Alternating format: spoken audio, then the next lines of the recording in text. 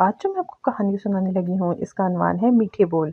अहमद घर के नज़दीक होटल से कुलचे खरीदने गया। तंदूर पर रोटियां लगाने वाला हर एक से अक्कड़ अंदाज में बात कर रहा था। इसी अक्कड़पन में कभी वो नान जला देता तो कभी कच्चा नान लगा देता। ग्राहकों का रश बढ़ता जा रहा था। पहले से मौजूद ग्राहक भी इसे जल्दी नान लगाने का कहते रहे, जिस पर वो नान वाला हर एक से तकरीबन लड़ने लगता था। अहमद कुछ देर से ये सब कुछ देख रहा था। जब अहमद की बारी आई तो नान वाले ने अहमद के लिए कुलचे तंदूर से निकालने शुरू कर दिए। ये कुलचे काफी हद तक लाल होकर जलने के करीब हो चुके थे। अहमद ने कुलचे देखकर नान वाले से कहा, माशाल्लाह, आप तो बहुत अच्छे कारीगर लगते हैं। इसी तरह के कुलचे जो जले भी ना हो, कोई आम आदमी नहीं लगा सकता।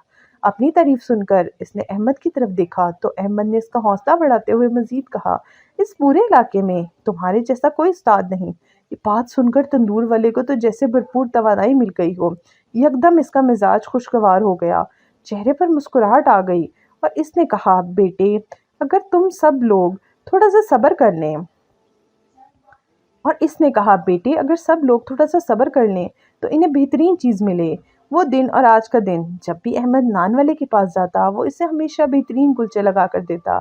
एक दिन सुबह अहमद नान खरीदने गया तो देखा कि दुकान पर बहुत हजूम है और इसका शागिर्द तंदूर में नान लगा रहा है और वो शख्स बैठा नाश्ता कर रहा है।